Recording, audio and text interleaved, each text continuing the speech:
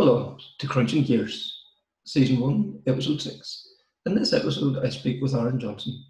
Aaron tells us about his career in the co-driver seat, starting off with his early days with his father in the Nissan Micra, quickly rising through the ranks, and now sitting with Oliver Solberg as they compete in rounds of the WRC and ERC. It's a fascinating story. I'm sure you will enjoy it.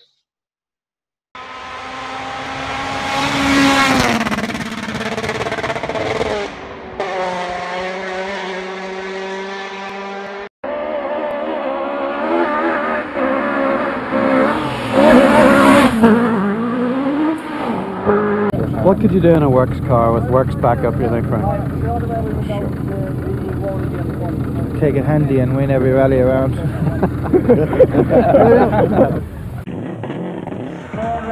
Bertie Fisher and Andrew Nesbitt have made the 1999 event a classic, as we have already said. Never has so much been provided for so many by so few.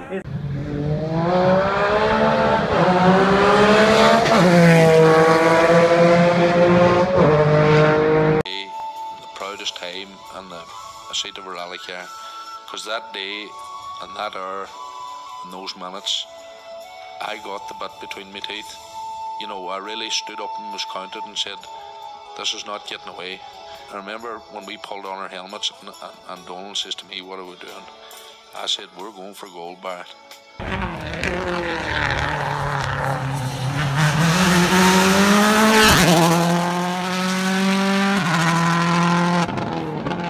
Welcome along to Krunching Gears. In this episode, we're speaking to co-driver extraordinaire Aaron Johnston. Aaron, welcome along. Thank you, Kevin. Glad to be here. Aaron, I'd like to start out, first of all, congratulations on the fantastic start to your ERC campaign this year. Third in Rally de Roma Capitale, and then won Liepāja. Fantastic start to that campaign for you. Yeah, I think we didn't really expect it ourselves, to be honest, Kevin. We went to Rome with very little expectations, just to get mileage on dry tarmac. The only tarmac event we had done so far was Monte Carlo, and obviously with the challenges you face there with the snow and ice, it's not really a true tarmac event. So Rome was really our first time, and to finish third, I think, was beyond what everyone expected, even Peter and everyone involved in the team. It was just go and get the experience, boys, and get the feeling for what it's like to drive on dry tarmac. And we did that. We concentrated on our own race and developing together in the car. And okay, for sure, we were looking at the times, but we weren't really concentrating on them so much, just doing our own thing. And at the end, it all came good, so we're very happy. Excellent. Suppose we'll take a wee look over your career then, when we're speaking here. What, was there motorsport at home you were growing up? Yeah. Dad would have competed in the early years before he got married, and then when him and my mother got married, it sort of all stopped until the point that I got till 12, and me and my father started doing night navigations in a little Nissan Micra. So that's where it all began, and that's where I cut my teeth sort of in the navigating world to learn the ropes. And I have to say the night navigations is a fantastic way to learn, especially because you have everything that you really need for stage rallying apart from the actual notes. But it's an experience I did for 4 years, and it's one that I really enjoyed, especially alongside my dad. And we had some good success. We finished second twice in the Northern Ireland Championship. Never won it, but second was all I could manage. But no, it was a good experience, and for sure it has helped me to progress on to stage rally and then up through the sport from there. Brilliant. And to spend that quality time with your father too obviously means a lot as well. And, yeah. And then, was it you're only 16 then when you started stage rallying? Started stage rallying at 16. My first event was the 5 Mile Town Forest, and it was just 3 weeks after my 16th birthday. So it all came around very quick. I did it in Mark II Escort with William Todd, an insurance broker from Oma. Yes. And unfortunately, we didn't finish the event. We had some mechanical problems. I don't know, a few stages in, but it was the first experience for me on stage rallying, and one that was so close to home as well. So it was quite nice to do it there. And was that your first time on the list too in a rally car then as well? Yeah, first time on gravel. So gravel's still. Tarmac's nice for sure, but I think gravel is where proper rallying happens. Was it they say tarmac's only to get you to the proper rallying, isn't it? That's it. So, like those first couple of years, you're right straight away. You were doing like 13 to 20 events a year. Was this all about building up experience? Like you were doing a lot of events here in Ireland, across Ireland, Northern Ireland, even across to Scotland. Was this all about building up seat time for you? For sure, it's the same for a driver and a co-driver. It's all about getting the experience and the mileage on both sides of the car. I think for me, it was more down to just the sheer passion that I got from the sport. It was essentially the only sport that I was competing in. I didn't follow football or rugby or anything like that. So it was always just rallying for me. And when I was in the younger days at school and everything, I couldn't wait for Friday to come to get out to go to an event at the weekend. So I just tried to do as many as I could. And thankfully, I was very lucky with picking up drivers and seats along the way to get as many events as I done in the early part. And I think that has definitely stood to me now in later years, because I have done so many events and experienced a lot of different things. Every time you start a stage, you come across a new challenge. So no, it definitely has helped me. And is there any particular memories that stand out from those early years then for you? I think maybe the first real memory, and the one that stands out, is the trip over to Scotland with Mickey McGillen in the 2.5 Escort. I think that was a special event. He went very fast, and it was essentially my first time in a proper rear-wheel drive car as well. So it was a really nice experience, and it was nice to get on the ferry and go across to a different sort of province to go rallying. So I enjoyed that a lot. Yes, and I suppose I think it's different from the norm. It's a whole new experience, and seeing how they do things. Like you can't always kind of think that these things are, other countries are doing things differently. But I suppose when you're there, it's the same, isn't it? Really? Yeah, it's all very similar. The only real difference is on the international events. They use international timing from stage start to stage start instead of stage finish to stage start. But once you do one, it's very simple. It's self-explanatory. But that's really the only difference. No matter where you go in the world, the best piece of advice I ever got was, no matter where you go, a map is always the same. And that is one that has stuck with me, and that I do think about even now in the WRC when we're going to new countries and different events, that it doesn't matter, because a map's a map. Yes, it's good sound advice there, isn't it? Yeah. It definitely, for my first foreign event in Lithuania, I got that little gem, and it definitely helped me, because I was quite nervous going abroad for the first time, and new country, different language, everything along the lines of that. But it is definitely true. No matter what or where you go in the world, you just follow the map. And Lithuania, would that have been your first time writing notes as well, or had you done notes me before? and Adam had done some small events. Adam Bustard had done some small events at home here, and we did start to develop a note system from writing, and we like that. But essentially, yes, my first rally writing pace notes was the event in Lithuania. Yeah, and we'll just go back a couple of years there. Just sort of conscious. You sat with the McKelveys, the father and son team, done quite a few events with them two guys. That must have been some experience too. Yeah, Robert picked me up at the very, very start for the little sunset rally in Draperstown. Two stages in the afternoon and two stages then in the darkness repeated. So without without Darren and Robert McKelvey, I would honestly have probably struggled in them early years, because they took me on and under their wing, and I did an awful lot of events. I would say probably maybe 30 rallies with the pair, and it was some of the best rallying I ever done, because we were really enjoying it, and it wasn't so much about the times and the speed. It was just more about going out and having the crack, and we definitely did that. So them two boys definitely have been instrumental in getting me to where I am now, and I'm very thankful for them. Excellent, excellent. And you're saying Lithuania, the Samsonas rally, that was with a Scottish guy, wasn't it? Fraser McNichol.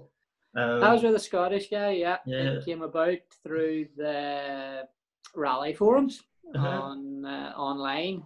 Fraser had advertised that he was looking someone to go out and compete in the event, and it would take 10 days by the time we travelled out and recce and rally and come home again. So I got in contact with Fraser, and we headed off straight away on the phone and decided to do the event, and then actually progressed and did a few events together. But the first one was Lithuania, and as I say, that was my first event internationally. And I remember it well. It was a fast gravel rally, and I think we finished top overseas crew and 17th overall, so it wasn't a bad result. Brilliant. And that, he was sort of like a Group A Evo, wasn't it? He was in it. It was a Group A Evo 6, a nice car as well. Yeah, and he also helped you to make your WRC debut as well.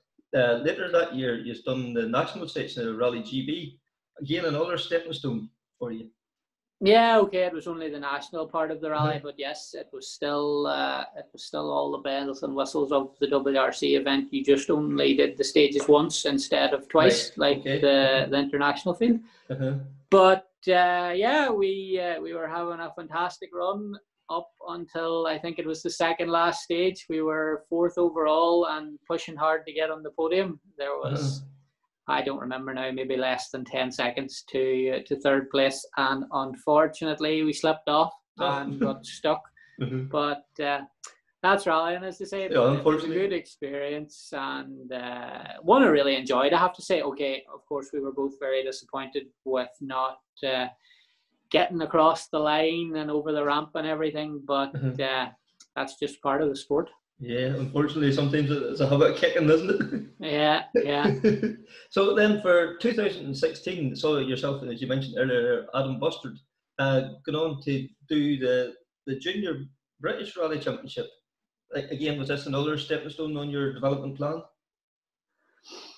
It wasn't really a plan, Kevin. I think it just all fell into place. I knew Adam from school. We were at the same school together, even though he was a year younger than me. So we already knew each other from that. And I had sat with his father before, Andy, in the Escort. But the two boys I knew well, and it actually came about, we were all over at Rally Spain for the WRC event, just spectating. And I was with a group of my friends, and Adam was with a group of his, and we met up in the Danny Boy in Salou, a classic night spot over there. But we met up there and got chatting, and Adam was telling me his plans for the next year coming, and we got in contact then when we went home again, and it all worked out like that. But it was sort of chance meeting up with the Danny Boy, and that's how it came about for there. But I think that was one of the probably biggest stepping stones, as you say, moving forward now to where I'm at today. The British Championship back then, it was the first year after they relaunched it as the R5 and the R2 Championship. And when we started the first event in mid-Wales, there was 20 plus R2 cars. So I think that was probably the best year of the British Championship in recent memory, because of the competition and the international interest from drivers like Sindre Furseth from Norway and Steve Rockland again from Norway. So it was nice to be there, and it really, I think, developed both of us as a crew writing pace notes from scratch and doing the long events. Okay, compared to a WRC event, maybe it's not so long, but compared to a one-day national rally in Ireland, you know, the WRC is quite a challenge. Yeah. But no, it definitely was a big jump going from the likes of Town over to do the British Championship, and an experience I really enjoyed alongside Adam. And like, you know, as you say, like, what an experience, you know, like you had M Sport there, you had, you know, like, it was all the top teams were there, so it was nice to be in that window as well. And yeah, well, we started in the M Sport turbo car, the little R2, and it was the first year that car came out. So it was nice to be involved with M Sport in that regard in a brand new car, and we helped to develop it. And I think me and Adam also got that car's first win in the UK. So it's quite a nice achievement to have. Yeah, it's nice. We box they've ticked. Yeah. And then was it 2016 also? Was that the year that you become a part of the MSA Academy for co-drivers?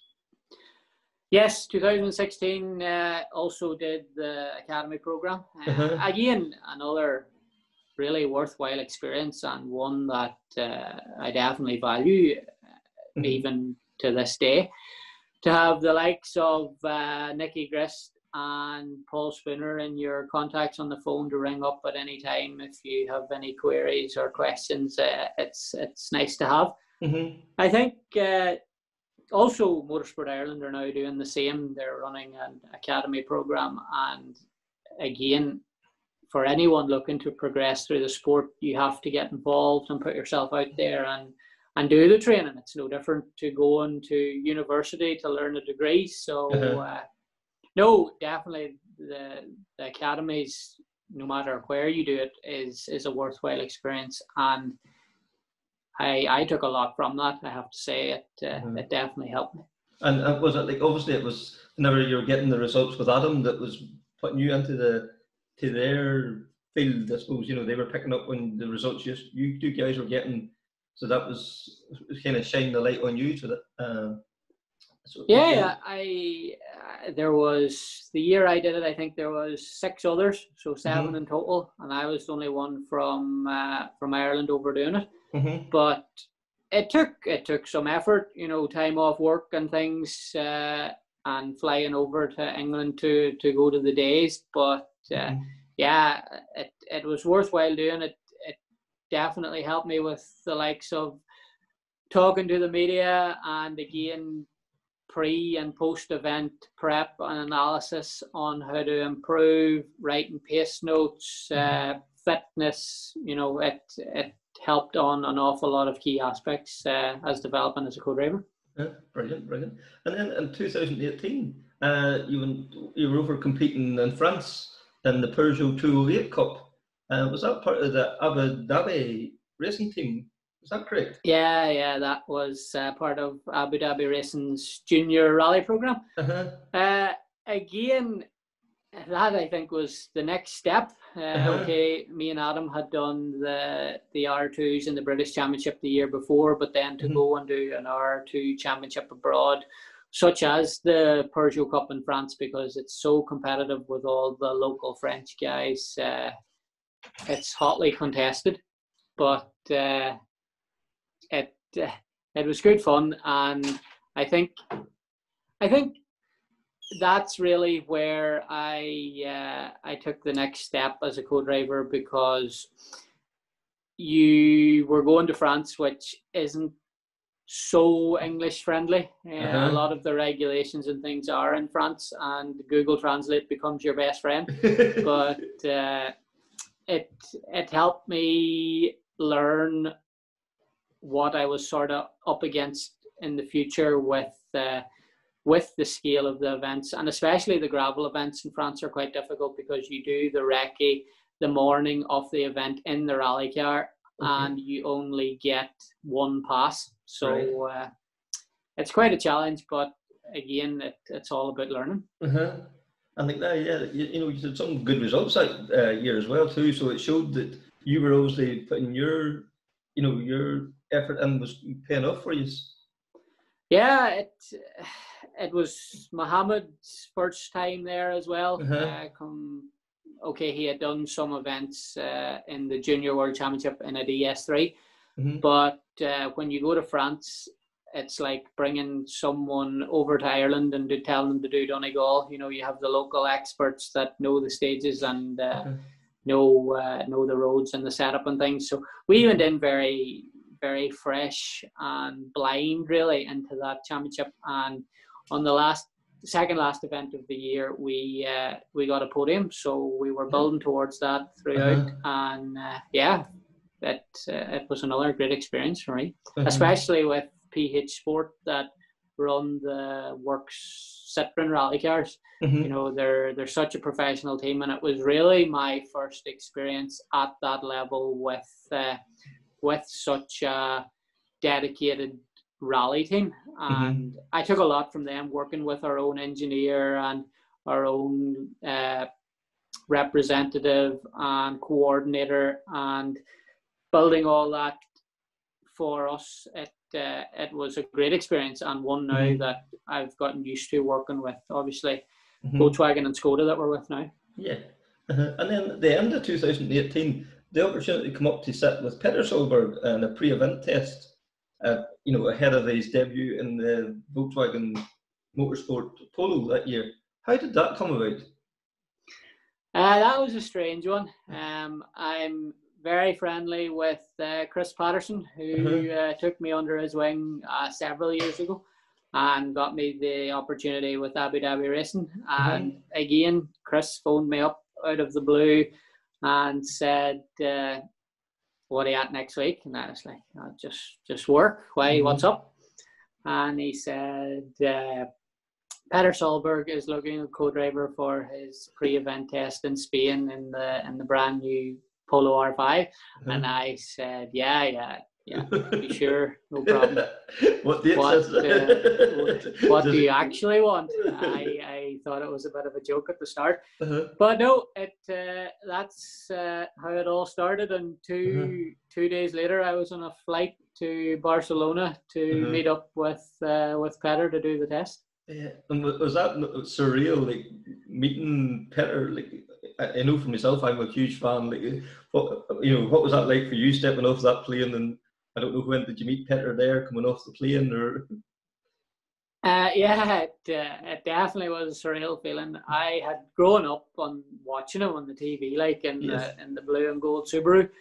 So to meet him and then get into the car beside him in a brand new car that was so hotly anticipated because it was a Volkswagen and they had dominated the World Championship for so many years previous. But it was a dream come true for me to sit in beside him, and there's not many people that can say they've done that. No, and were you nervous? Yeah. It was probably one of the most nervous times I have ever been in a rally car.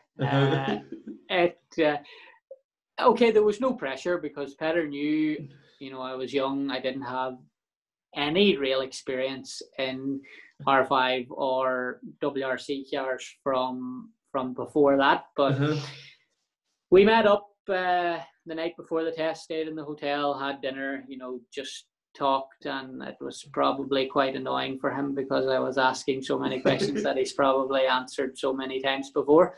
But he's a gentleman, and what you see on the TV is what you get from Peter. He will do anything to help, and it was quite relaxing the night before, but then the next morning going down for breakfast, I think the nerves started to kick in, and doing the recce that morning in the rental car, and with the amount of detail synonymous with the Solberg pace note system, I think it was an eye opener for me. My hand was going as fast as it could to write down all the details that the two boys used, but.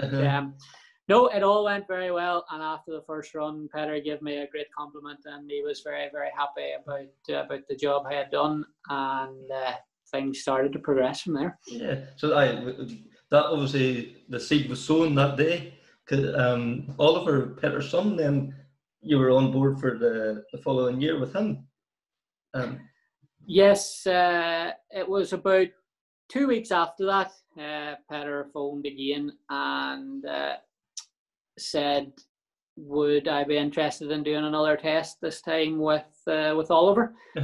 And of course, without a doubt, I said yes. And it was then a rush to get an ESTA sorted because the test was going to be in America. So we flew across the Atlantic and jumped into the Subaru USA Impreza. And we did, it was just one day test. And me and Oliver clicked instantly. You know, we got on very well. We're a similar age. Okay, I'm a few years older than him, maybe a little bit more mature than an 18-year-old. But yeah, we got on very well. And we decided from then we would partner up and start working together. Yeah, and like that must have been like such a moment for the Solberg family, having, you know, the Solberg name and the side of Subaru again. Like it must have been lovely just to be part of that, never mind even anything else at that stage. Yeah, well, the first test was unfortunately in a plain white test car, so right, we didn't get quite the full experience. But then when we signed for Subaru to do the American Rally Championship the following year, doing that first event in the blue and gold Subaru alongside a Solberg, it's an experience I definitely will never forget, and one that still gives me goosebumps. It was just a dream come true, and especially in the car that it was, with the name that it was, I think it was just a very special experience. Yeah, and them cars in America, they're kind of like running basically WRC, aren't they? They're equivalent in America, everything's bigger and better in America. But as the saying goes, but the cars are very, very fast. You know, they are probably the equivalent to the WRC cars that are in Europe, but maybe not so much chassis wise. But the power and everything is definitely there. Yes. But yeah, I think the speed there, because the roads are so wide and so fast, the cars are, you know, phenomenal. And some of the rallies that we did over there, you know, the average speed was like 130, 140 kilometers an hour average. So yes, it's big speed, but it was a good learning experience coming back to Europe. And like Oliver was still only 17 at this stage as well too. Like it was not phenomenal for him to be stepping into that and going so fast. But it's through the rallycross now too. Coming up through the rallycross in the family DS3 that Peter won the World Championship in 13 and 14, I think. Oliver drove it in the Nordic Rallycross Championship, so with the 600 horsepower that he had there, he was well able to manage the Subaru with maybe 300. So yes, and that first year, like phenomenal year. You know, you've done, I think it was 12 events, 7 outright ones, 3 R5 ones, and then, you know, like even the couple of times you got beat, it was by world cars. And only one retirement throughout that whole year. That was just, you know, doesn't get much better than that, does it? No, as 2019 goes, I honestly don't think you could have a better year rallying anyway. Especially when we started a new partnership and, you know, everything was new. It was Oliver's first time in the R5. It was our first time together, and just learning as two young boys trying to progress through the sport. But again, I don't think anybody really expected us to win our first event. It was a winter event, and Oliver is very comfortable on the snow and ice, obviously being Scandinavian. He has grew up in stockyards and things on them roads. But for our first event in the R5, especially up against Valery Gorbin in the Pro Drive Mini WRC, it was like so unexpected. I don't think we really believed it until the rally was over, because on the first two stages they were in the dark on the Friday night. And the WRC car was quicker than us marginally. I think Gorban held a maybe 5-6 second lead after the first 2 stages in the dark, and then come Saturday, when the real rally really started with 8 stages or whatever in daylight, we were fastest on the majority of them and took the lead and won the rally. But it was also my first international, well, it was my first rally win, never mind international win. And I always thought my first rally win would come in Ireland, but no, it came in the Baltics. Yes, a nice one for you. And as I say, that year was just outstanding. You've done your first WRC rally that year too. Bit bittersweet. A lot of pressure going into that event as well, wasn't there? Yeah, well, after what we had did in the year with winning 7 rallies and competing in America as well and winning events over there with Subaru, we were on a high, and going into Wales, I wouldn't say we had high expectations, but we were expecting to do maybe a little better than how it actually turned out. But our rally was really over in Wales before it had started. Okay, the first stage was super special on the Thursday night. So the first proper stage of the rally, stage 2, on Friday morning in the forests, about 4 or 5 kilometers in, we had it in our pace notes, a small cut, and there was obviously a rock or something that we didn't see in the road, and it broke our steering. And on the corner that followed, we just understeered and slid off into a deep ditch and got stuck. There was no damage on the car apart from obviously the steering that we had broke before, but we were just stuck, and that was the end of day 1 anyway. But then when you come back, you showed that you had the pace. I think 4 fastest times that once you got back going again, so it showed that the step up to WRC didn't phase you either. Yeah, we super rallied for day 2, and we had absolutely nothing to lose or really gain, to be honest, after retiring from the event the previous day. But we set out, and it was quite a long road section out to the first stage on Saturday morning, and we were just chatting and having a joke and a laugh. And all Oliver really wanted from Wales was bragging rights against his dad. It was the only time that the 2 boys were going to compete against each other in the same machinery. And as I say, I don't think for either of them, Peter or Oliver, the result mattered. It was just who was going to be top solver. But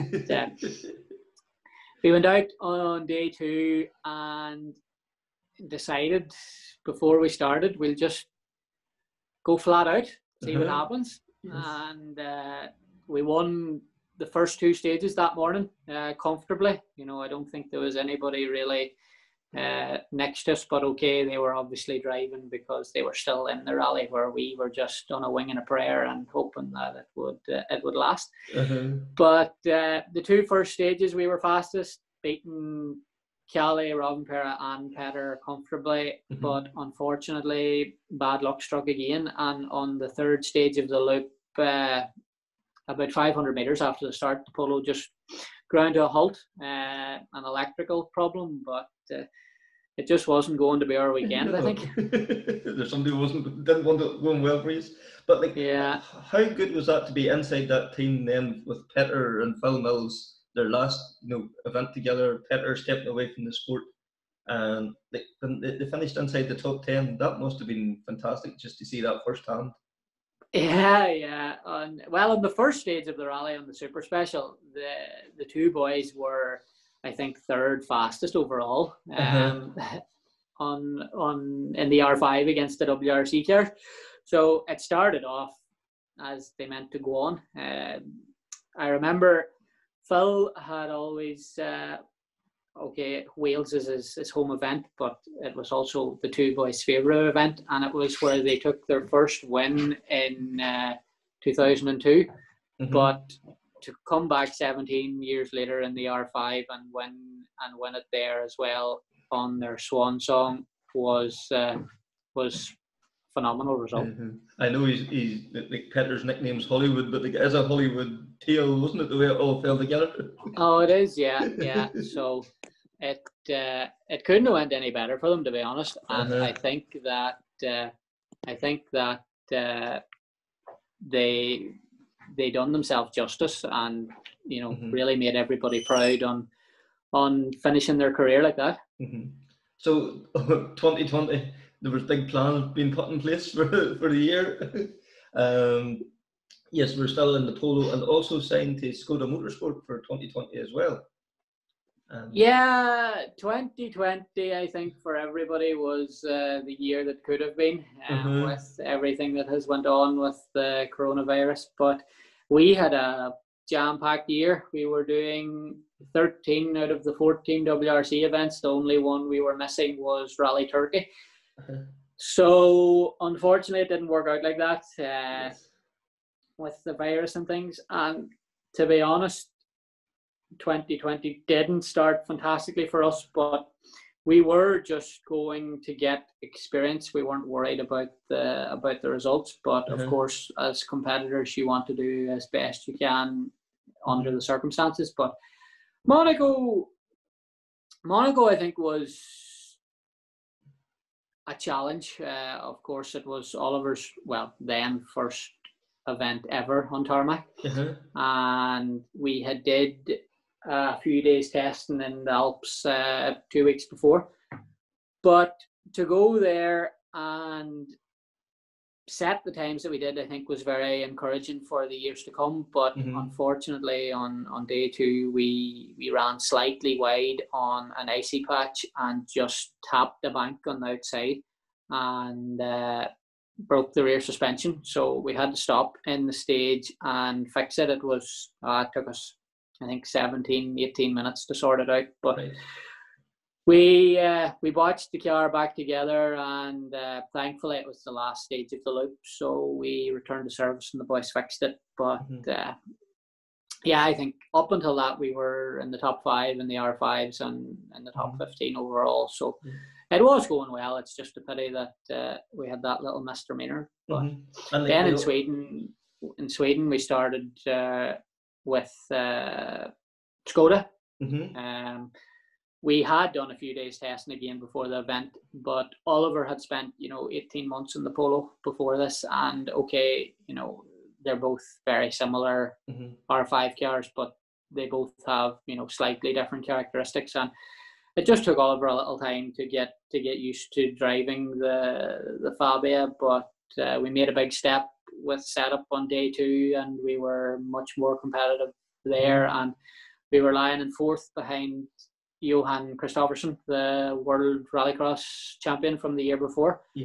And obviously that was Peter's teammate in the rallycross in the Volkswagen Sweden team, so Oliver and him know each other well, and they had good banter and crack between the stages. But unfortunately, again, bad luck struck, and we got a puncture on the very last stage and dropped about a minute and down to 5th instead of fighting for the podium. But again, that's rallying, as they say. And like, probably before the rally started, if somebody like offered you 5th, you'd probably took it at the same time. Yeah.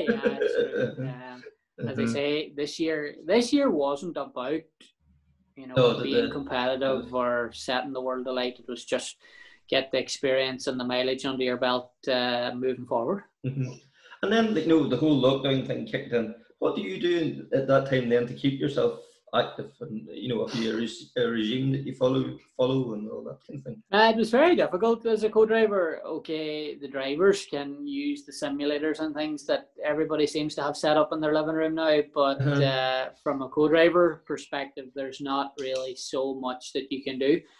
I did do a couple of the tabletop night navigation events that were run by, Rathfriland and Monaghan Motor Club, and I enjoyed them. It was good to get back to the roamer and on a map and plot your way around. So it took me back a few years to where it all started with Dad. But apart from that, just work on what you have from the events that we had already done this year, reviewing onboards and things like that, and looking forward and always preparing to the next rally, even though you weren't sure if it was going to run or not. But yeah, you just have to keep looking forward and planning ahead to what's to come. Yeah, and is keep fit a big part of your life now as well too, and what you it is for sure. You have to be very conscious of that. Obviously, the lighter you are, the faster you can go. But there is, in the WRC nowadays, there is a weight limit for the crew.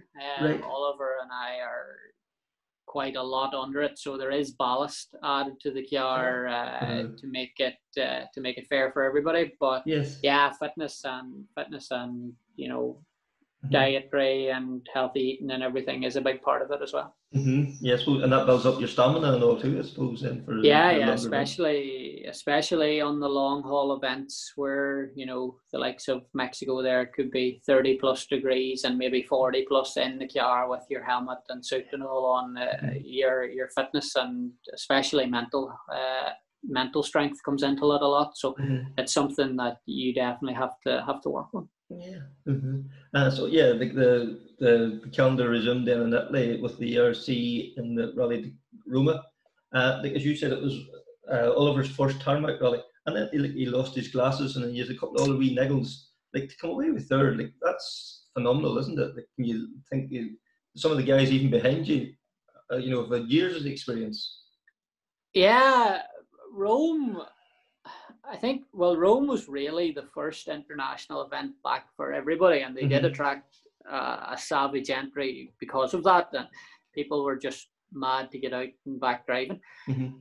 But we went to the event just for experience. We didn't really have any intentions of, scoring points for the European Championship, even though we did register, because the plan was always to do the first rally that opened up after the virus, no matter where or when it was. And it just happened to be Rome. And we always did plan to do Liepaja again after winning it last year. So that meant that the first two events we would do would be county grounds of the European Championship. But in Rome, we just, again, like we do every time, did our own thing and not really worry about everybody else. And we had a very good recce. Oliver felt good. We did some pace note practice. The week leading up to the event, we flew out very early and spent a few days around Milan testing and doing pace note practice so that we were back in the rhythm after such a long break. But to be third and on the podium there on our first proper dry tarmac event was unexpected, like I said earlier, and it definitely was a good kickstart of the year again. And then Liepaja, as you just alluded to there, you won it last year. So was confidence high going into it then? Confidence is high. Everybody has said this, but I think every time, especially for me, you start a rally, it doesn't really matter what you did the year before or the event before, because the stopwatches are reset and everybody starts on a level playing field again. But the fast gravel roads of Latvia, we were very comfortable on. We did the full Latvian Championship in 2019 and won it. So it's a country that we know well and have good experience in. And some of the stages, I would say maybe 30% of the rally was the same as last year. So we did have pace notes and we knew our way around part of the route. But yeah, you can never take anything for granted, especially when you're up against the likes of Greg Green, Matt Osberg and Alexei Lukinuk. All them boys are rapid every time they start an event. So to take a start to finish lead was nice, and to finish on the top step of the podium again and stand on the roof of the polo at the stop car on the last stage was a great feeling. I think it was probably even more special than last year's victory because it proved that we were able to repeat it and it wasn't just a fluke last year. And especially the entry was sublime this year with Craig and Mads. be fighting with the current WRC drivers in the R5. It made it very special. Excellent, excellent. And much has been said about, you know, the pace notes yourself and Oliver employ. Like, are you aware of this, or do you just, you know, it's just second nature to you now at this stage?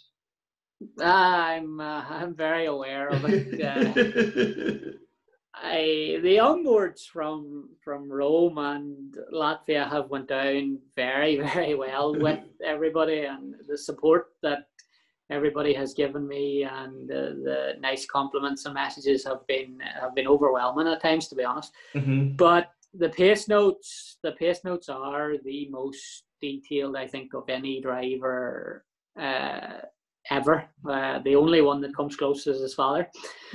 But it's a system that is obviously working for us.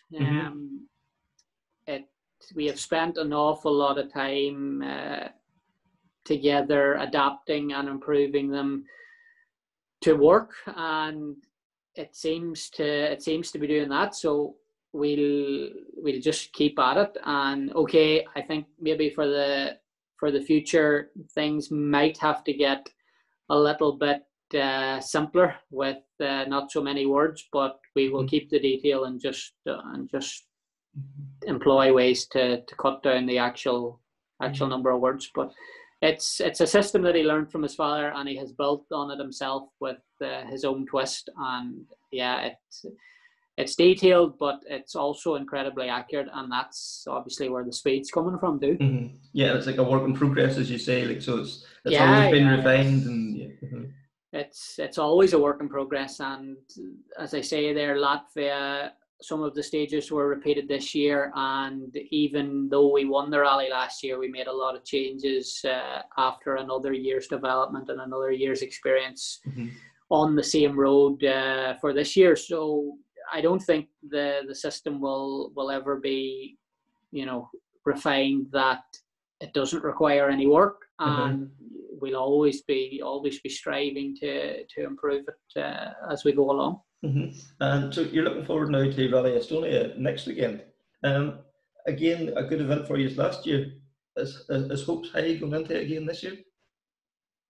Yeah, I think Estonia was very kind to us last year. We won the R5s, and we had a cracking time on the first one. We were faster than a few of the WRC boys in the WRC cars. So after coming from Latvia, and the characteristics of the road are quite similar. Okay, they're both fast travel events, but Estonia tends to be a little more of a sandy surface with maybe a few more ruts on the second pass. But yeah, okay, as I say, you know, every event you start, it's a fresh timesheet for everybody. But yeah, we're confident after our previous result in Latvia, and we'll do our best like we always do. It's the first event back in the World Championship, so the aim is always, like every event, to finish. And we have the WRC Championship or WRC 3 Championship to think about as well. So we'll do our best and try and achieve a good result for the team, and move forward then into the rest of the year. Yeah, and what's your hopes ahead of the rest of 2020? To do as many rallies as possible, which at the minute is 50-50 with the pandemic. But look, I was really looking forward to the Azores. Unfortunately, it has been cancelled, and after our results in the previous two European Championship rounds, we had planned to go there. Especially when you see some of the pictures on the onboards from previous years on the likes of the volcano stage up around the top. It looks like a very special place to go rallying, but unfortunately, it's not meant to be this year. But we'll see how things go. I think we'll concentrate now on Estonia next week, and the plan was originally that we would skip Turkey at the very start of the year, but with the way things have went, we might reconsider. But we'll just try and do as many rallies as we can and build on the experience and things, and we're already looking forward to next year. Yeah, perfect. And I think, Aaron, that just wrapped up nicely. I really wish you all the best for the rest of 2020 and the rest of your career. And thank you very much now for taking the time now to join us. Yeah, thank you very much, Kevin, for inviting me on, and it's been great to chat to you this morning. Yeah, it's been good fun. Yeah, thank you very much, and maybe we'll catch up with you later in the season and see how things went for you. Yeah, sounds good to me. Okay, everyone, take care now. Thanks very much. Right bye, now, bye. bye. Thank you very much for listening. That was Aaron Johnston and myself, Kevin Glendinning, talking rally. If you like it, can you please like and share across all social media platforms? And if you're listening to an Apple podcast, can you please rate and share the podcast? It would be greatly appreciated. Until next time, take care and bye.